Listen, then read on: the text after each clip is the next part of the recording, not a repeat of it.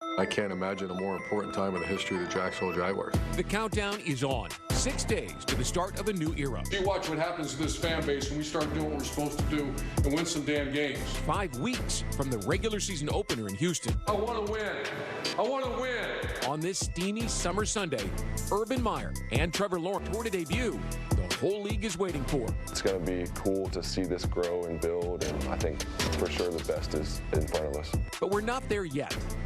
It's all about owning it today, so the Jaguars can own it 17 Sunday afternoons this fall. That's our stadium. This is our city, Jacksonville, and this is our team. All of us own it. Live from TIAA Bank Field, it's the Jacksonville Jaguars 2021 scrimmage. And that statue is known as Touchdown, which the new era has officially done, and which the new era officially hopes to have plenty of as it begins here in 2021. Good afternoon. Good morning, actually. It feels like the afternoon. Brian Sexton along with Bucky Brooks here for a morning scrimmage. Head coach Urban Meyer has flipped the script and begun his era his way, Bucky. Yeah, absolutely. He has begun it his way. And you're talking about the winner, the ultimate winner. When we saw him in college football last, he's a turnaround specialist. Did it at Bowling Green, Utah, Florida, and then finished up at Ohio State. This is a guy that turns around programs quickly, and we expect him to do it in Jacksonville as well. By the way, you recognize this face, I'm sure, from his time at NFL Network. But those of us who've been around for a while know him as number 26 on the field, especially as part of that great group in the 1996 season. So we've got lots of stories to tell through this month of August as we walk you through the preseason. But the biggest story is on the field right now with our own Brent Martineau. He's got the head coach, Urban Meyer. Thanks, Brian. It's a game week here in Jacksonville. The Jaguars play the first preseason game on Saturday. That will be the first one for Coach Urban Meyer. This morning, a scrimmage, so there's a lot of excitement, Coach, but you do it with a heavy heart. The football world does it with a heavy heart. We lost the legend Bobby Bowden earlier this morning at the age of 91. Your thoughts on the man that I know you had a ton of respect for? I was hired at Florida in 2004, December, and then the first time competing against them 05. And I mean, you talk about a nasty rivalry, but we became great friends over the years. And the times I remembered most are when we would do the Nike trip together. And Coach Bowden and I asked him, I said, do you mind if we just spend some time? So every year for probably 6, 7 years, 8 years even, that we would go play golf together. Just the two of us talk, and I got to know his family. Ann Bowden is incredible. She's been great. So heaven got full today with Bobby Bowden. Obviously, Coach Bowden coached his final game in this stadium. This is the first time for your football team to be in this stadium. What are your expectations this morning? Well, we had our big scrimmage yesterday. That was a full contact scrimmage yesterday. Today's going to be a mock game. We play in 6 days, so it's going to be really important just about getting our players the anxiety of how the sideline is going to work, how the communication, this new coaching staff. We're going to put coaches up in the box, give them a bunch of situations, probably only 25 to 35 plays, but it's going to be a 7/8 speed is what I call full speed, but non-contact. We got to get our guys ready to play in 6 days. You have helped create a buzz here in Jacksonville. These fans will be inside this stadium for the first time, as you can already see them piling in. It'll be the first time Trevor Lawrence throws a football inside this stadium. What are your thoughts on having everybody in the buzz in town leading up to this season? Well, there's a lot of firsts going to be next week, and this is really one of the first times I've seen this beautiful grass, beautiful stadium, our fans, and you know, we all do this for a lot of reasons. I told the fans this a couple days ago. We have an incredible owner, deserves to win. And why does he want to win? He wants to win for the 904. He wants to win for Jacksonville, and I'm speaking on behalf of our staff and our players. We want to win for this crew, too. Coach Urban Meyer, go have some fun in the practice. Look forward to it. Thanks, brother. All right, Brian, back up to you. It's football season, baby. It is football season, and we're all saddened by the loss of Bobby Bowden as well. Those of us who've been here in North Florida for a long time and had a chance to know him at any level were touched by him. You played against him when you were at North Carolina. Yeah, played against him. Great coach, even better, man. When you talk to Florida State alums, guys who played for him, they revere him not only as a father, but he had that grandfatherly feel.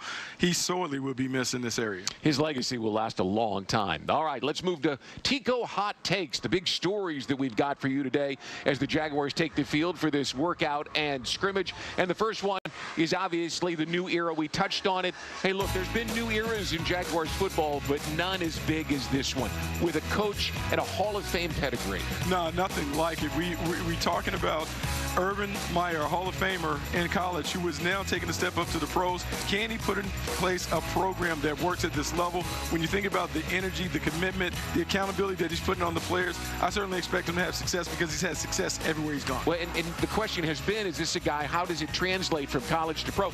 On the practice field, I haven't seen anything that would suggest it won't.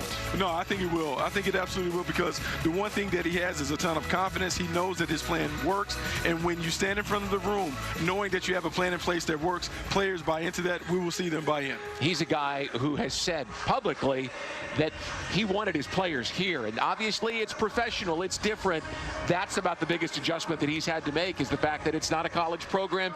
These are men, not kids. Yeah, he's adjusting to that, but make no mistake, this is still being run like the programs that he's had at other places. He is going to continue to challenge his guys to be the best that they can be. He's going to give them everything that they need so they can play at a high level, and I expect we will see the results eventually happen on the field. There was a great scene on the practice field this week where he got nose-to-nose during pass protection drills, offense, defense, and him right there.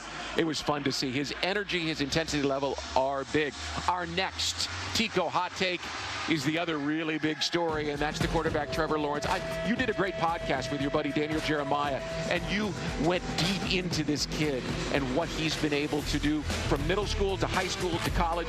This has been expected for years. Absolutely, it's been expected. He's a franchise quarterback. He's been a franchise quarterback since he was 17.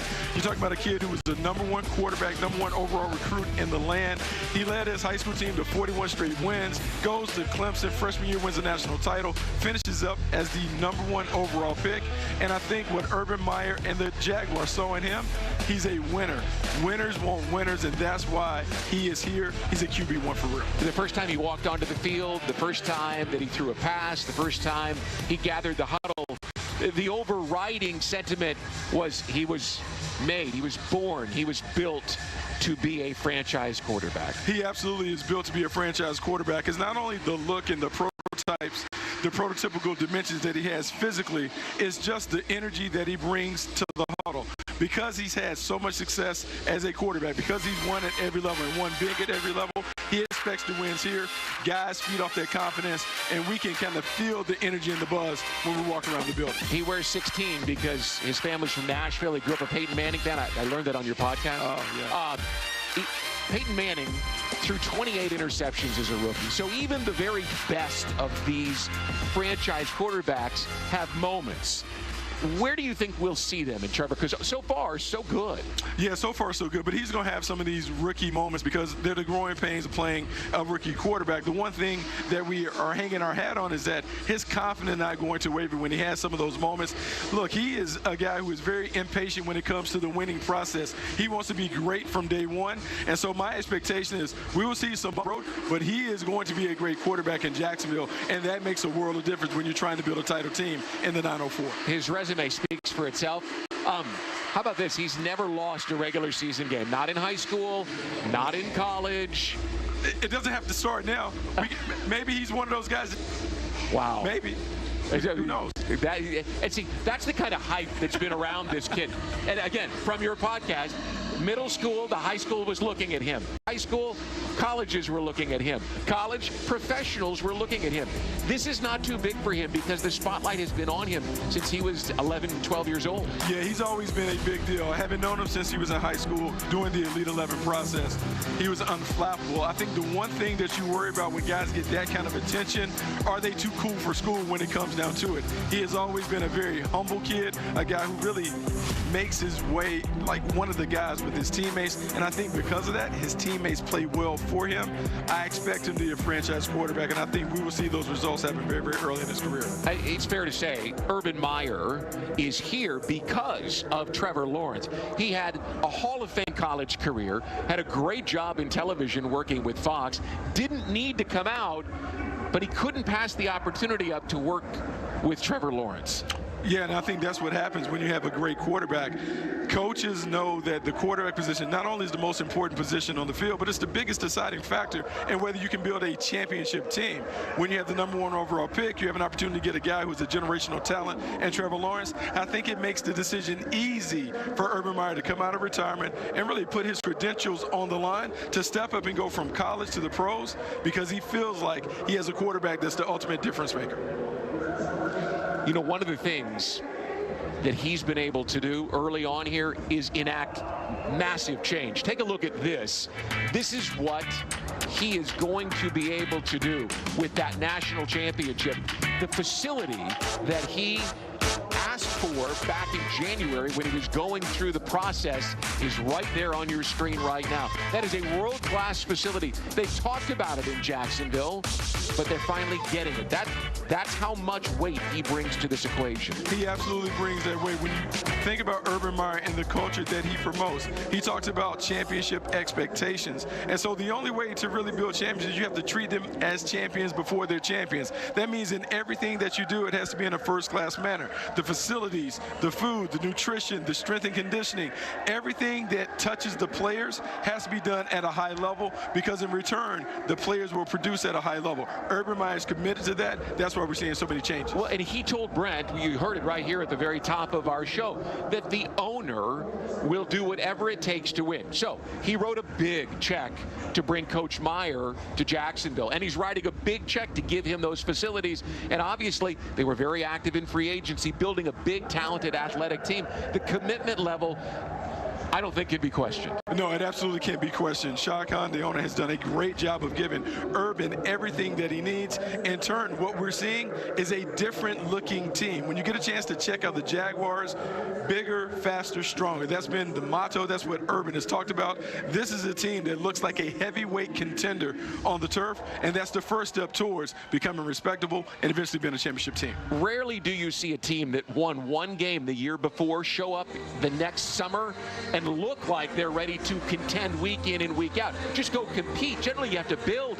It doesn't look like that's where this team is. Yeah, he doesn't have a lot of patience. We talked about he's a turnaround specialist. Everywhere he's gone by year 2, his teams have played at a high level. He is going to push the envelope when it comes to getting the Jaguars to that next level. And I would expect them, based on their roster, based on the people that they're bringing in, and the way the prototypes are changing, that in the AFC South, this is a team that is going to eventually be a force. Head coach Urban Meyer has his team on the field on a sunny summer morning here as the Jaguars get ready for their first preseason game next Saturday night against the Cleveland Browns. And we'll have more Jaguars football after this.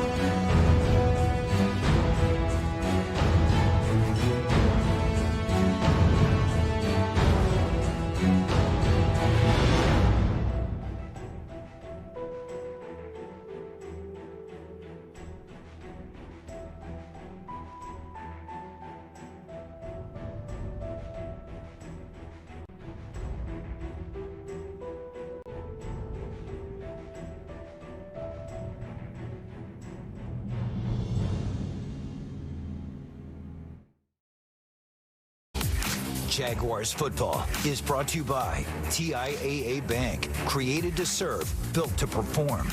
Cadillac. Farah and Farah, the official personal injury law firm of the Jacksonville Jaguars. Geico. And Ticketmaster, the official marketplace of the Jaguars. It's all right for those guys to be on those boards this morning, but next Saturday night we're going to expect to see them here at TIAA Bank Field as the Jaguars take on the Browns. Beautiful Jacksonville, Florida. The focus, the Jaguars this morning here, and the focus has been on the quarterback and the head coach, but that's not all that's new. Brent Martineau has the story of one-time Jaguars defensive line coach turned defensive coordinator Joe Cullen and his new scheme. Brent? It's not the headliner of this offseason. I think it's a fascinating point going into this football season for the Jaguars. The scheme will be as different as we've ever seen. I've been here since 2008. Traditionally, the Jaguars have run a 4-3 scheme. I talked to Brian actually last week about this. He said in the history of the franchise, it's primarily been that. But this is going to change. Is it a 4-3? Is it a 3-4? Joe Cullen, the new defensive coordinator of the Jacksonville Jaguars, won't say specifically one of those, 4-3 or 3-4, but it obviously is going to be multiple. And that will be different on the field for the Jaguars. And that could be a good thing because the last couple of years has been a struggle for the Jaguars defense, especially against the run. So priority number one for any defense, but especially this one, will be to stop the run. The Jaguars have revamped the roster on the defensive side. The secondary, Rayshawn Jenkins and Shaquille Griffin. They added in the draft as well with Tyson Campbell and Andre Sisco, but especially up front with Roy Robertson Harris and Jihad Ward. They brought those guys in, and Ward played for Cullen in Baltimore.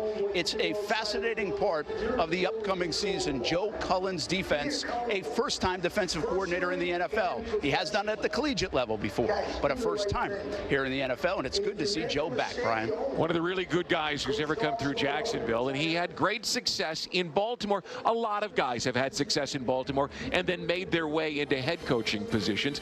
Your thoughts on this guy who is a player's coach? He's always in their face. Yeah, he's always in their face. He's a guy that does a great job of challenging players. He's not afraid of being confrontational, but in a good way. I think the thing that I'm very curious to see is how multiple is this defense. We can talk about it being a 3-4 defense, but when you study Cullen, where Cullen last was with the Baltimore Ravens, man, there are guys coming from everywhere. It's a very aggressive scheme. We will see anybody and everybody rushing the quarterback. Now it's about, can we get that young secondary to understand what they're doing in the back end behind it? Because if the coverage is right, man, the pressure is going to be dynamite up front. He also said the other day when he spoke, they'll blitz from anywhere, and then he just kind of grinned. The secondary is an area where they put a lot of focus. In particular, Shaq Griffin, who is a guy I know you know from his years in Seattle, and Rayshawn Jenkins, a guy from L.A. who was with the Chargers. These are two guys who have worked together since they were 8, right? They played Little League ball together over in St. Petersburg. It's brought a new, interesting dynamic. Yeah, certainly. That chemistry and camaraderie matters in the secondary. When we talk about trust and communication in the back end, it's key. And so the fact that Rayshawn Jenkins and Shaq Griffin have been together for so long, man, they can finish each other's sentences. And so when that happens on the field, it allows you to be a little more aggressive because you know you have a buddy that has your back. For a young defense that needed somebody that could come in and man the corner, Shaq Griffin, Rayshawn Jenkins in the back end and the safety, it has really been a nice find, a nice move by the franchise to really upgrade a secondary that's definitely needed some leadership and some playmaking ability. Well, now look, they gave him a $14 million a year contract, so they're expecting big things from him on the field, but off the field, his powerful personality, his positivity. I mean, this is a guy who's already connected with the Jaguars players and with the fans when they've been out here. He was a solution, and so Shaq Griffin is our UF Health Finding Solutions Player of the Day. He has been a tremendous one. Really, I mean, we all knew the story from UCF, okay? And he played in Seattle where they've had great success. But to see him come in, because he's really the one, and we were talking yesterday, the personality of the secondary had been Jalen Ramsey and AJ Boye, right? And then they draft C.J. Henderson last year, and he doesn't make it through the whole season. So they were looking for someone to be the rock back there.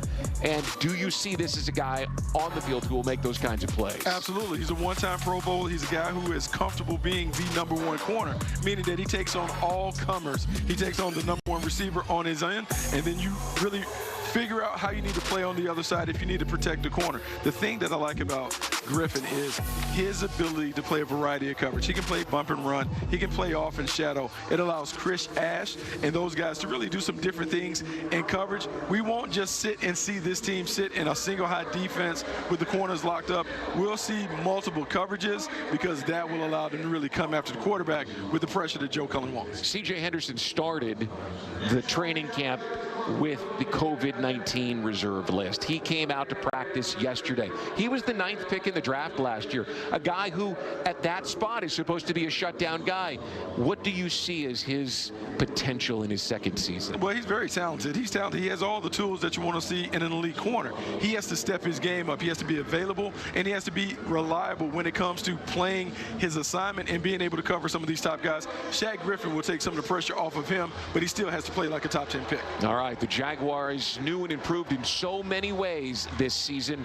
A football team that everyone has their eye on here in North Florida. And we are back as Jacksonville. He's used to being the guy that everyone has their eye on. More to come from Jacksonville. Jaguars.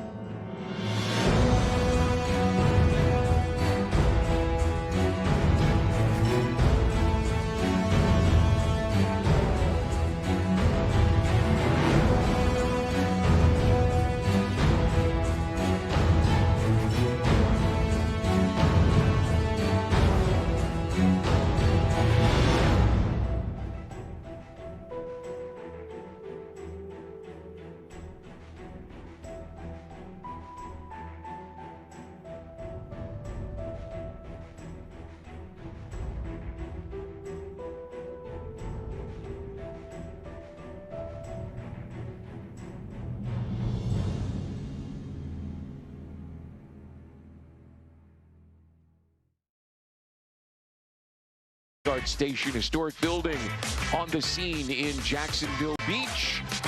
Welcome back to TIAA Bank Field, a little bit further down the river downtown. It's Charlie Strong. He is the linebackers coach here, the assistant head coach, and one of the closest confidants for new head coach Urban Meyer.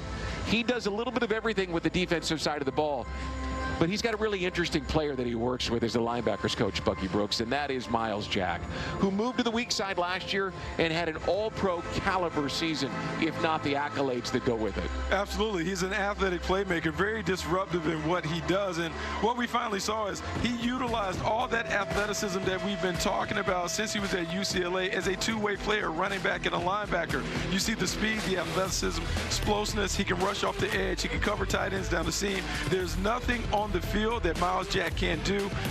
Will Joe Cullen unleash him, and how we unleash him, that's one of the biggest questions of the preseason. Now, Joe Schobert came in here last year and moved into that Mike position, the guy who's the quarterback of the defense, which ostensibly it freed Myles up, just go run and make the plays. Schobert is a guy with a big number. There are big expectations for him. How do these two guys work together? And it's a brand new scheme for both of them. Yeah, but I think it's a nice yin and a yang because Joe Schobert controls the middle. He's a tackling machine. High IQ, does a great job of directing the defense. He's the ultimate traffic cop in the middle. It allows Myles Jack to really freelance and make plays and do different things off the edge in this defense, which is going to be aggressive and multiple and maybe even sophisticated in how they attack the opponent. Joe Schobert being the steadying hand, Myles Jack being the disruptive designated playmaker. I think this really works. They are a nice complement, a 1-2 punch. When you're a 4-3 defense, you need a lot of defensive linemen. When you're a 3-4, you need a lot of linebackers. They brought in Damian Wilson, who's been with the Chiefs the last 2 years. Yeah, Damian Wilson comes in, veteran present, does a really good job of playing on the second level. He teams with those guys to give them a very solid linebacker core. But you're always going to be looking linebackers, linebackers, linebackers. You're going to need them all over the field in a 3-4. We've got much more to come from Scrimmage Sunday morning here at TIAA Bank Field as the Jaguars get ready for the Cleveland Browns next Saturday night. More Jaguars football right after this.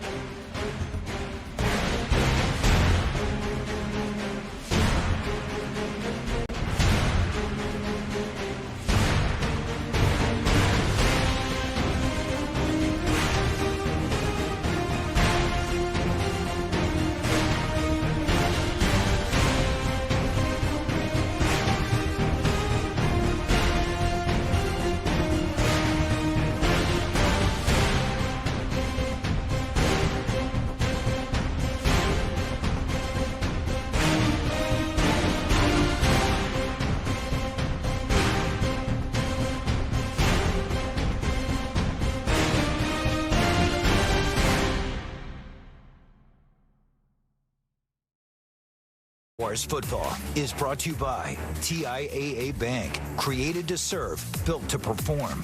Cadillac. Farah and Farah, the official personal injury law firm of the Jacksonville Jaguars. Geico. And Ticketmaster, the official marketplace of the Jaguars. He was the face of college football the last 3 years. Trevor Lawrence now the face of the Jacksonville Jaguars. We couldn't be happier about it. Brian Sexton, Bucky Brooks back with you at TIAA Bank Field, where the Jaguars are getting set for some, it's not really a scrimmage as much as it is intensive work, 11 on 11. We're getting you ready for that, especially if you're here at the stadium. You're going to get a chance to enjoy that. We're really getting you ready for next week when the Jaguars play the Cleveland Browns. Lawrence has some weapons to work with. Marvin Jones Jr. has come in here as a veteran to work with DJ Chark, who players or who Jaguars fans know. Laviska Shenault, who we got a taste of last year. There are some legitimate players in this group. Yeah, there are some legitimate players. And, Brian, I like to think about wide receivers being a basketball team. So when you're building out your wide receiver core, you need to have guys that have complementary skills. And so when I look at the Jaguars, they certainly have all those things that you look for. First guy, you talked about it, Marvin Jones. Marvin Jones, to me, is the point guard. He's an outstanding route runner. He gets it done. He's going to be open every single time he has an opportunity to play. Then DJ Chark, he's the ultimate two guard, kind of like James Harden. He's a playmaker. Give him the ball, find a way to allow him to make plays. Laviska Shenault, he's that 3-and-D guy. He's that guy that can make plays. You just have to find a way to keep him involved in the offense because he can make things happen. I think about Colin Johnson being the power forward. He's the guy that should be a red zone weapon. With that height, he should be able to post up and win 50-50 balls. And then Philip Dorsett, you cannot play in today's NBA without a three-point shooter. This is my guy, Philip Dorsett. He is the deep threat. He's the guy that can score from distance. When you put those 5 guys on the field, and don't forget, Travis Etienne is kind of like the 6th man who can create. You have a lot of weapons for Trevor Lawrence. Trevor Lawrence now just has to distribute and get out the way. Those guys will make plays for him. Now, we haven't seen a lot of Dorsett or Jones or Chark in the last couple of days for various reasons, but they went and worked at Clemson this summer. They spent time on the practice field there, and then they spent time on the dock at the lake house getting to know each other. How important, and then look, everyone knows that that is a good thing. But why? How is it critical for a quarterback and his receivers to have that extra time together? Well, one, the first thing it shows to me is Trevor Lawrence gets it. He gets it in a big way in terms of understanding that, look, I can't do this alone. I need my guys with me. We need to be on the same page to spend time not only working out on the field, but the other time when we saw the pictures, them hanging out at the dock, those guys kind of shooting the breeze and being able to really communicate with one another, that only translates to better performance on the field. It's that chemistry and connectivity between passer and pass catcher. Those guys ventured and took a trip up to Clemson to hang with Trevor Lawrence. To me, I think that's very, very special. 2 days ago, the Jaguars added another veteran speedster in Tavon Austin, the former first-round pick of the St. Louis Rams. How did that one strike you? Urban has talked since he took the job about speed, speed, speed, speed. Is this just a move to get faster? Oh, I think this is a move to add depth and playmaking. Look, we have Jamal Agnew, who is the designated punt returner, kick returner. He is going to make things happen, but you can never have enough of those guys. With the expanded roster rules, the expanded practice squad, you're taking on as many good players as you can find, and you keep him and stash him if you need to. Tavon Austin gives them another weapon, someone who can do the jet sweeps, the fly sweeps, the gadget plays that you see from some offenses. There's a place for him on this roster. Let's see how it plays out. So, Trevor Lawrence has taken the time to get to know his receivers. There's at least one guy in the running back room he doesn't have to worry about. And he's a weapon too, and that's Travis Etienne. His maneuverability, right? His hips, his change of direction, the suddenness, and then the speed that he brings. Those are rare qualities. You're talking about a guy who was 3 times All-ACC. Hey, look, he's an ASAP player. As soon as possible, he's going to make it happen. He's going to get to the next level. He has the speed that you love. And so I like James Robinson and what James Robinson is able to do as kind of the pounder in between. But you need some explosiveness. Etienne gives the Jaguars offense that ability. He can take it the distance. He reminds me a lot of Jamal Charles during his prime in Kansas City. That is the weapon that they added to this offense, one that they needed. How does he work with James Robinson, who last year ran for 1,000 yards? Look, I think it's a nice compliment. In today's game with 17 games, you have to have 2 guys that can share the load. James Robinson will not be affected in terms of his playing time. There's a way to get both of these guys on the field at the same time while also alternating the rotation to make sure both guys are able to impact the game in their own special way. This was a good job for Urban Meyer, and he hired Darrell Bevel, who thinks it's a pretty good job as well. Brent Martineau's on the sideline with the story. to someone yesterday in the NFL that said Darrell Bevell is the perfect offensive coordinator for Trevor Lawrence and Urban Meyer because he's so even keel. But he's perfect for some other reasons. He's been around some star quarterbacks, going all the way back to Brett Favre, Russell Wilson, most recently Matthew Stafford. So you think about those arms, those players, what they've done in the NFL, and anything Darrell Bevell can hand down to Trevor Lawrence, which this organization now has a quarterback that is the face, that will be helpful. And then you add in Brian Schottenheimer and his experience. Urban Meyer is going to lean on those two gentlemen to help Trevor Lawrence get acclimated to the NFL. It's a laundry list of guys that Schottenheimer and Bevell have worked with, and really you see both of them around Trevor Lawrence. That brain trust right there. And he's the kind of player who is going to ask them. He's going to use them as a resource more than I think they're going to force it down his throat. Yeah, but I think the main thing, the name that you saw on that list, Russell Wilson, because both Schottenheimer and Bevell touched Russell Wilson. I think that experience will really help them. Developing a young quarterback, going from being a game manager to a playmaker will help. I think it'll serve Trevor Lawrence well as he gets acclimated to being a franchise quarterback in Jacksonville. All right, it's exciting to see what's coming with this offense, and we'll see some of it this morning and some of it next Saturday night. There's more to come on Jaguars football right after this.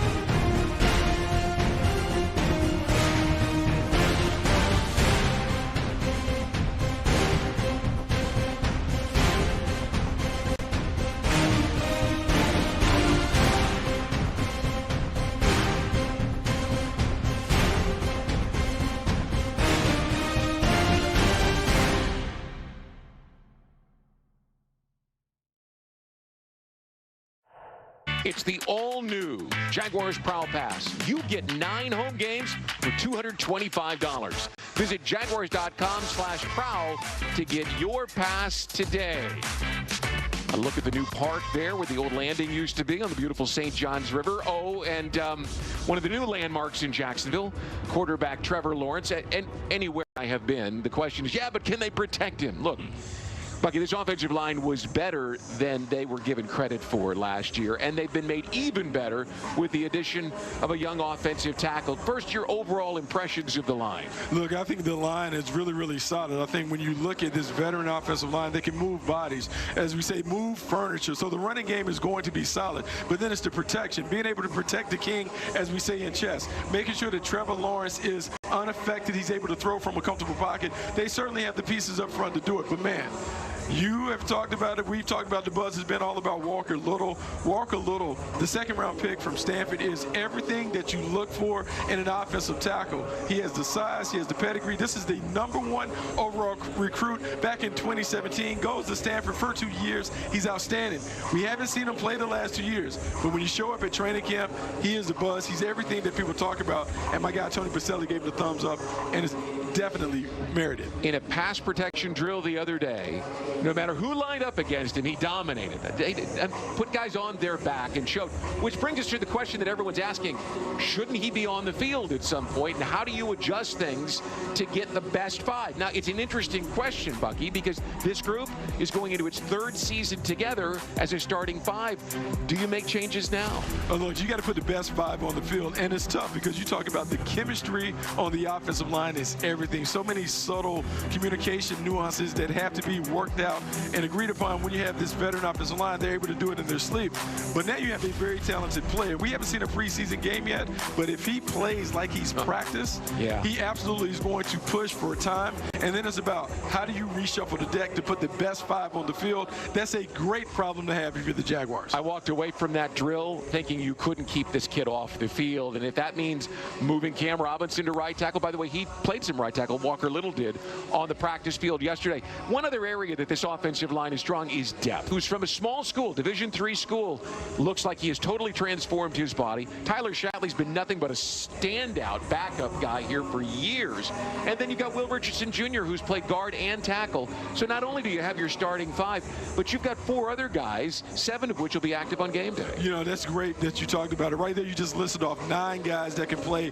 Great offensive lines typically have 8 guys that you want to be able to have. We talk about 7 being available on game day, but if you have some versatility within those backups, being able to be a swing tackler, those guys, they have all of it. But the star of that second group right now is Walker Little. Let's see if he's able to push and get into that first group by the end of the preseason. If you get to practice, folks, if you next week or you're here at the game, watch number 72.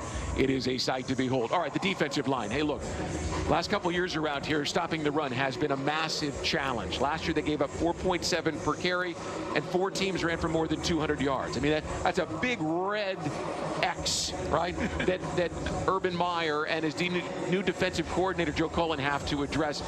You've had a look at the defensive line. Do they look like they're more prepared to be better against the run this year? Absolutely, because the first thing that stands out, Brian, when you're on the practice field is the size. This is a much bigger defensive line, and when we think about Joe Cullen and what they want to do up front, games, movement, being able to push back, those big bodies up front, being able to control the interior 3, the center and the 2 guards, gives you a key. Malcolm Brown was a big addition from the New Orleans Saints, gives them a rock-solid plugger in the middle, and then you build out from around him. 2 other guys that stand out: Roy Robertson Harris, who came from the Chicago Bears. They had a deep rotation. He is massive. He is 6'5", 300. But you know what? Numbers don't necessarily tell the story. Shoulders out to here, really long, powerful arms, and then a kid from Ohio State, right? There's some Ohio State kids here now. A former Ohio State coach here, Devon Hamilton, who was really playing well last year. They've got a nice rotation of bodies now. Yeah, they have a nice rotation of bodies, and it's really important. You talk about a 3-4 defense. Those interior 3 have to be stout against the run, because ultimately the 3-4 defense is governed and regulated by the people on the outside, those pass rushers, but you can't earn the opportunity to get after the passer until you stop the run on early downs. The hardcore football fans are with us, right? I mean, they love this blood and guts stuff in the middle of the line. But the people who really want to see the flash and the dash and the sex appeal of, they want to talk about Josh Allen, who I mentioned to you because he's a teammate of yours. This week, moving through the bags looked like Tony Bracken's, the best pass rusher in Jaguars history, which is to say changes and explodes. He's just a powerful player. Yeah, look, he's a powerful player. On every defense, you need at least one guy who can get you double-digit sacks on their own accord. Josh Allen is that guy. Speed, explosiveness, nonstop, relentless motor. He is going to hunt the quarterback. The problem has been the Jaguars haven't given them the opportunity to be able to do that because you can't stop the run on early downs. A beefier front line should give Josh Allen more opportunities to get after the passer, and we know Joe Cullen doesn't mind unleashing the pass rush. Josh Allen could be in line for a big year this year. Everyone likes to rush the passer. Josh Allen is really good at it. We've got much more ahead here on our scrimmage broadcast on a Sunday morning, so stay with us. There's more Jaguars football right after this.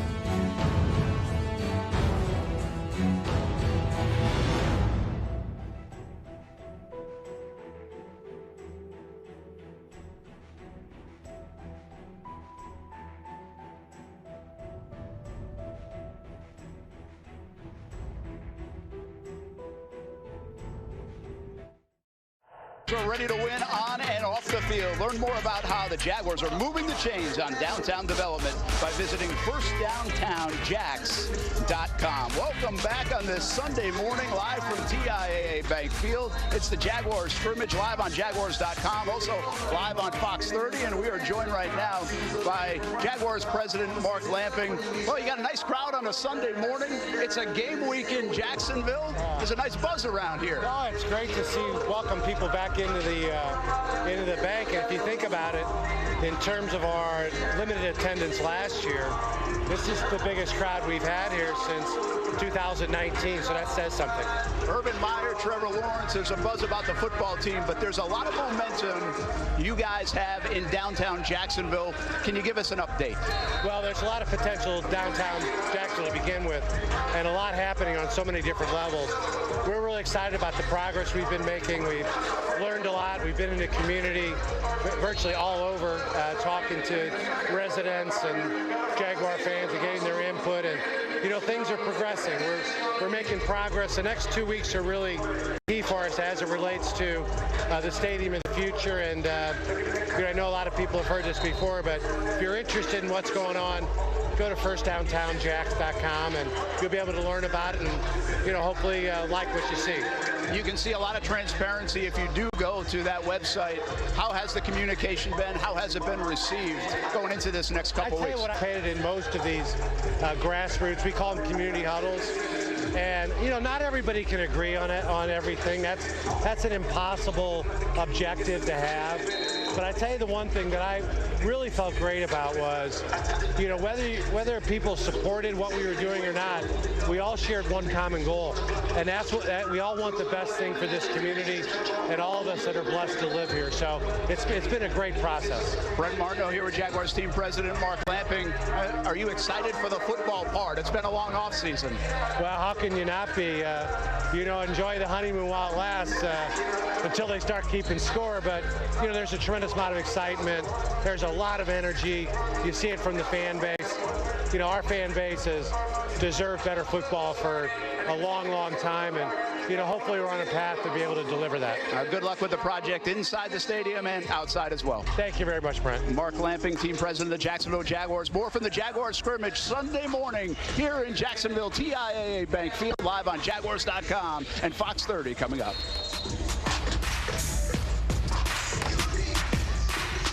It's time to remodel.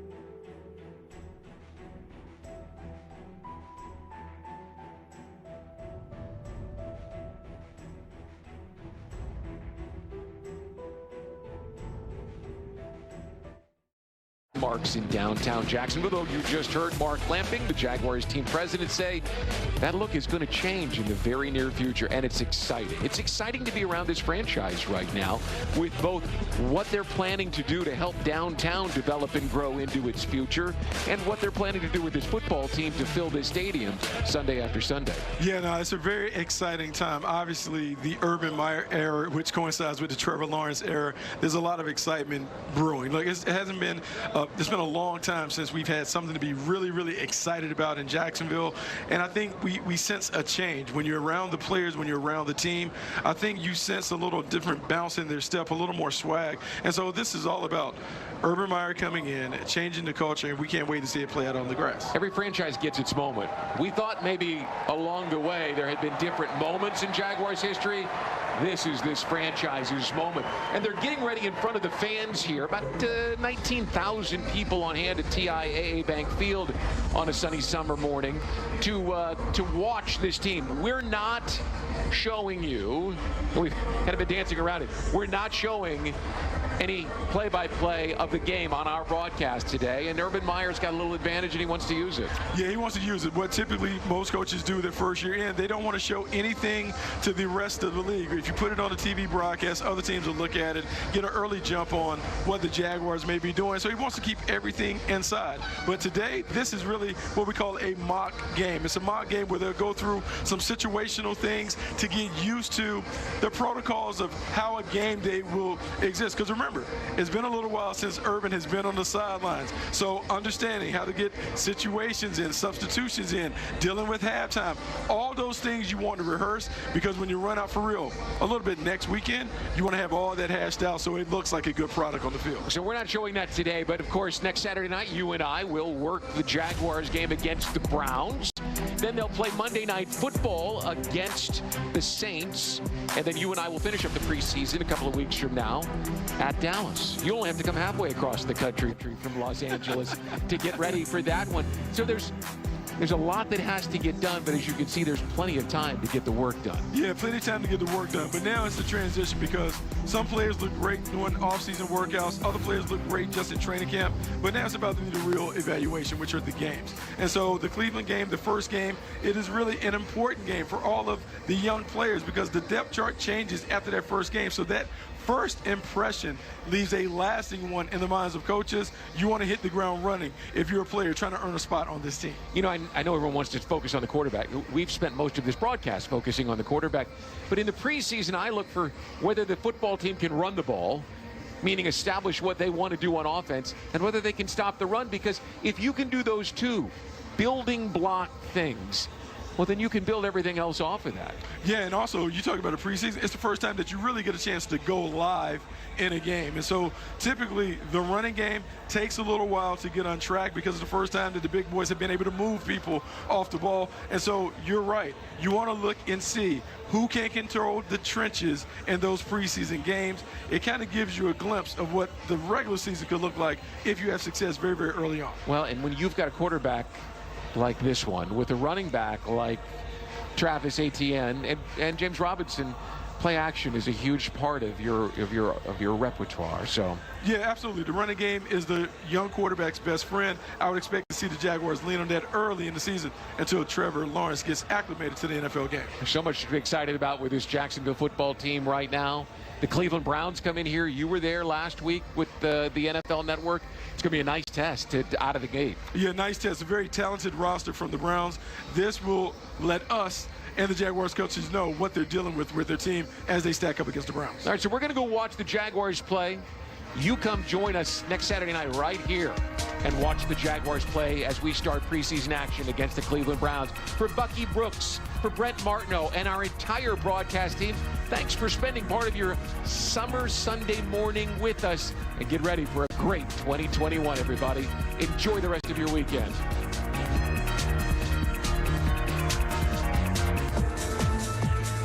How much do you want?